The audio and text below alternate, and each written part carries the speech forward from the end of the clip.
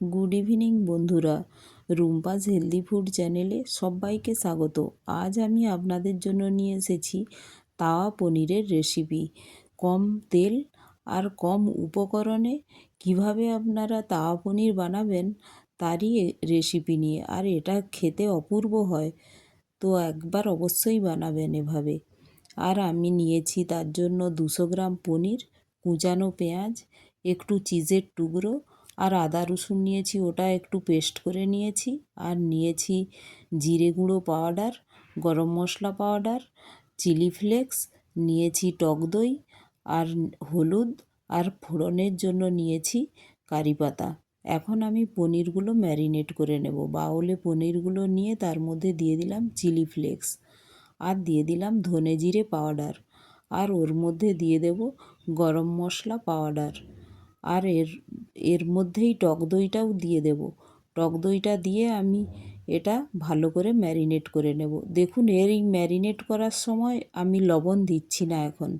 লবণটা আমি যখন এটার একটু মশলা বানাবো তখনই লবণ দেব। এই পনিরটা যেহেতু স্বাদের নোনতাই থাকে, আর যেহেতু দুধের জিনিস পনিরটা, তো লবণটা আমি পরেই ইউজ করছি। তো এইভাবে মেখে এটা 5 মিনিট রেখে দিলাম। আর আমি কারি পাতা, ধনে পাতা কুচি আর ক্যাপসিকাম ওটা কুচিয়ে নিয়েছি।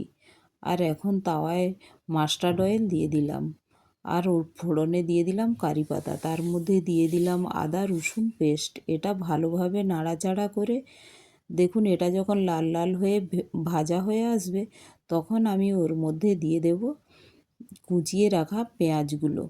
আর এটা আমি খুব একদম ব্রাউন করে ভাজছি না, শুধু জাস্ট রসুনের গন্ধটা চলে যায় এই অবস্থায় আমি ওর মধ্যে দিয়ে দিলাম পেঁয়াজ কুচি। তো এর মধ্যে দিয়ে দিলাম লবণ আর ধনে জিরে পাউডার আর গরম মশলা পাউডার। একসাথে এটা দিয়ে মশলার সাথে কষতে থাকবো।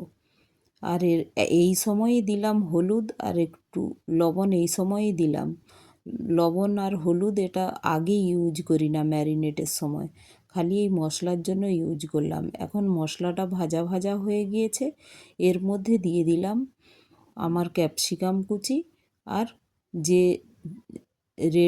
যে গ্রিন চিলিটা নিয়েছিলাম ওটা চিড়ে রেখেছিলাম ওটা দিয়ে দিলাম। আর দিয়ে দিলাম একটু কাশ্মীরি রেড চিলি পাউডার।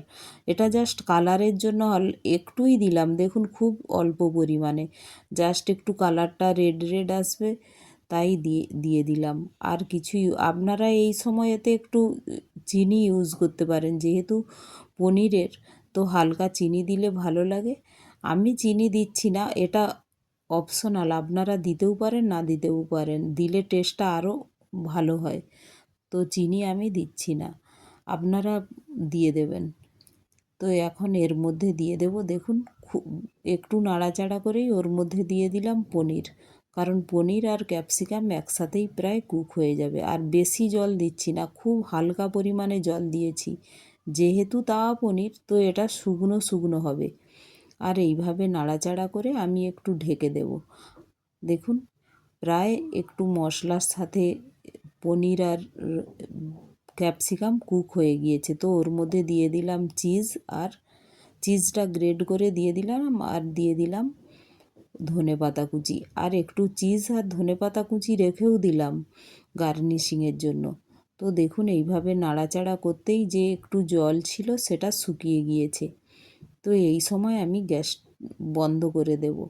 এই নাড়াচাড়া করতে করতেই যখন দেখব শুকিয়ে এসেছে, তখন আমি এর উপর থেকে একটু একটু চিজ ক্র্যাশ করে দিয়ে দেব। দেখুন এইভাবে চিজ ক্র্যাশ করে উপর থেকে ছড়িয়ে দিলাম।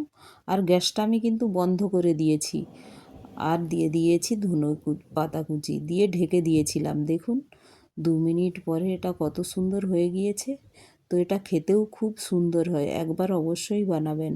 আর আমার রেসিপিগুলো যদি ভালো লাগে একটা অবশ্যই লাইক, শেয়ার ও সাবস্ক্রাইব করে দেবেন। Thank you. খুব টেস্টি খেতে একটি পদ।